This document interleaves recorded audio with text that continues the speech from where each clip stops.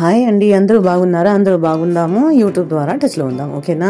ఈరోజైతే హలీం చేసినాను. దీనికి కావాల్సిన సరుకులంతా వేరేగా తెప్పించుకున్నాను. నేను ఈరోజు 5 కిలో చికెన్తో హలీం చేసేసి అందరికీ పంచి పెడదాము. ఎంతమంది ఏమేమి తెచ్చిస్తూ ఉంటారో, వీధిలో అంతా రంజాన్ పండుగ పుణ్యం సంపాదించుకుంటూ ఉంటారు. మేము కూడా ఏదైనా ఇవ్వాలని ఇది నేను హలీం ఐడియా చేస్తున్నాను అనమాట. కాకపోతే 5 కిలో నేను స్టార్ట్ చేస్తున్నాను. మళ్ళీ మా ఆయన వచ్చినారు, నా ఫ్రెండ్స్కి కూడా ఇవ్వాలి, ఇంకా 2 కిలోలు నేను తెస్తాను యాడ్ చేసి అన్నారు. మళ్ళీ మా బాబు వచ్చాడు, నా ఫ్రెండ్స్ ఉన్నారు, వాళ్ళకి కూడా ఒక 2 కిలో చికెన్ ఇస్తాను, దాంట్లోనే వేసి చేసేమమ్మా అని చెప్తున్నాడు. మళ్ళీ ఎక్కువ అయిపోయింది. దీనివల్ల నాకు కొంచెం ప్రాబ్లం అయింది. ఎందుకంటే దీనికి హలీం అంటే చాలా పెద్ద కుక్కర్స్ కావాలన్నమాట, లేకపోతే పెద్ద హాండీలో చేయాలి. ఆ హాండీస్ అంతా లేదు, పెద్ద కుక్కర్ ఉండేది ఒకటి 10 కిలోది, 10 లీటర్స్ది, ఒక 5 లీటర్స్ది, ఒక 3 లీటర్స్ది. దాంట్లోనే నేను ఎలాగో ట్రై చేసి చేసినాను. ముందుగా తక్కువ అనుకుని నేను ఇది సరుకులంతా ఇంత తెచ్చుకున్నా, మళ్ళీ యాడ్ అవుతా పోయింది. ఇంట్లో ఎలాగో అయిపోయింది. కాకపోతే చాలా టేస్టీగా వచ్చింది.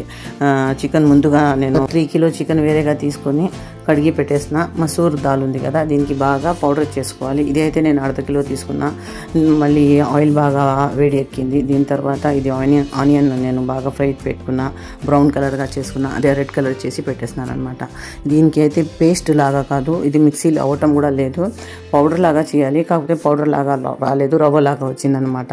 అన్ని పప్పులు, 4 రకాల పప్పులు, శనగపప్పు, ఇది పెసరబ్యాళ్ళు, అది సాంబార్ పప్పు అంతా వేసి పౌడర్ లాగా చేస్తున్నాను అనమాట. నేను అంతగా పౌడర్ కాలేదు, ఎందుకంటే మా మిక్సీ పాతది కాబట్టి. ఇది ఉంది కదా, ఇది ఎర్రగడ్డ బాగా ఎర్రగా అయిపోయింది ఫ్రై అయ్యి. మళ్ళీ ఈ చికెన్ నేను 3 కిలో వేయాల్సింది, దీంట్లో 2 కిలోస్ వేస్తే చాలు అయ్యేది. కాకపోతే నేను 3 కిలోస్ వేసినాను, ఇది బాగా ఫుల్ అయిపోయింది. దాని తర్వాత నేను ఇంకా చిన్న కుక్కర్లో కూడా వేసినాను. ఇది ఉంది కదా పప్పుల పౌడర్, 4 రకాల పప్పుల పౌడర్ దీంట్లో వేసేస్తున్నాను. మళ్ళీ ఎర్రగడ్డ ఫ్రై అయింది.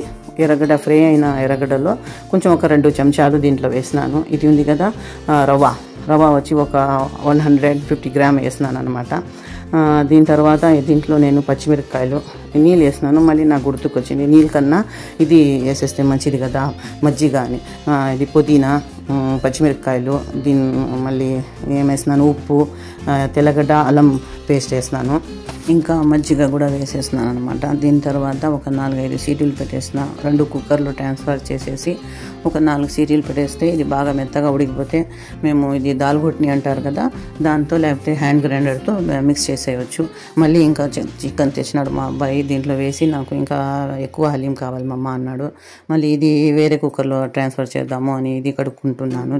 చికెన్ బాగా కడిగేసి దీని తర్వాత సేమ్ ప్రాసెస్ అండి. చికెన్, 4 రకాల పప్పులు, గరం మసాలా, పచ్చిమిరపకాయలు, తెల్లగడ్డ అల్లం పేస్ట్, మళ్ళీ ఇది పుదీనా, ఉప్పు, మజ్జిగ వేసి దీనికి బాగా ఒక 4 సీటీలు వచ్చేదాకా పెట్టేయాలి. ఇది ఎర్రగడ్డ బాగా ఫ్రై చేసుకున్నాను కదా నేను ఎర్రగా, ఈ ఎర్రగడ్డ కూడా కొంచెం దీంట్లో వేసేస్తున్నాను. దీంట్లో ఇప్పుడు పచ్చిమిరపకాయలు వేస్తున్నానా, ముందుగానే చెప్పేస్తున్నాను రెసిపీ అయితే నేను.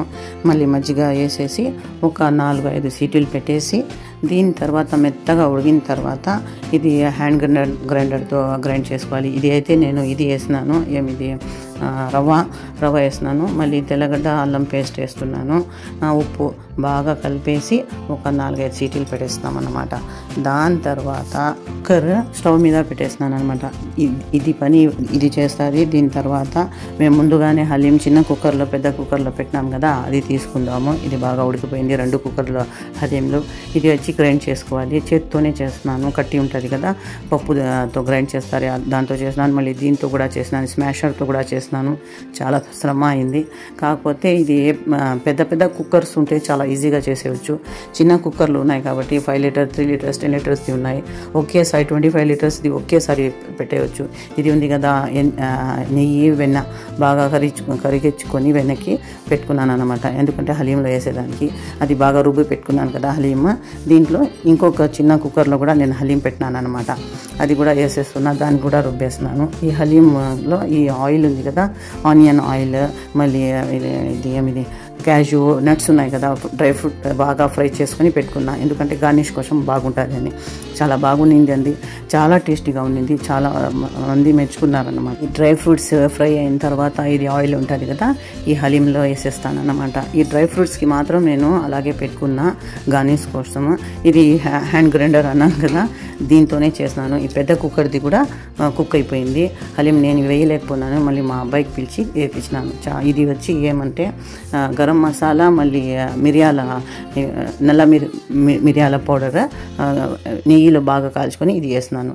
మళ్ళీ నిమ్మకాయ రసం వేస్తున్నాను, బాగుంటుంది. నిమ్మకాయ రసం వేస్తే కూడా చాలా టేస్టీగా. మళ్ళీ అంతా కలిపి ఒకసారి ఉడికిపెట్టేయాలి. మళ్ళీ మా ఆయనకి చెప్పినాను, ఉప్పు ఎలా ఉందో చూడండి అంటే బాగుంది అన్నారు. నాకు నమ్మకం అయింది. మళ్ళీ ఒక 10 minutes ఉడికిపెట్టినాను. ఆ తర్వాత ప్యాక్ చేసేస్తున్నాను అనమాట.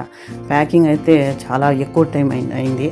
వంట కన్నా ప్యాకింగ్ టైం ఎక్కువ అయింది దీంట్లో, ఎందుకంటే ఇది చిన్న చిన్న డబ్బాలు వేయాలి, మళ్ళీ ప్యాకింగ్ చేయాలి. ఇది ఉంది కదా, నేను డ్రై ఫ్రూట్స్తో గార్నిష్ చేస్తున్నాను.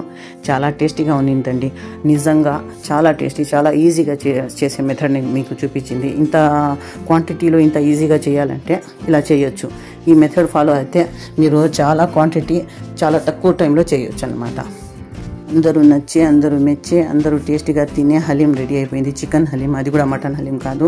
పుదీనా కూడా కొంచెం గార్నిష్ చేస్తున్నాను. ఇది నెయ్యి మళ్ళీ ఆయిల్ ఫ్రై చేసుకొని వేడి చేసుకొని కొంచెం వేస్తున్నాను. నిమ్మకాయ దీంట్లో పిండకండి, అలాగే పెట్టేయండి.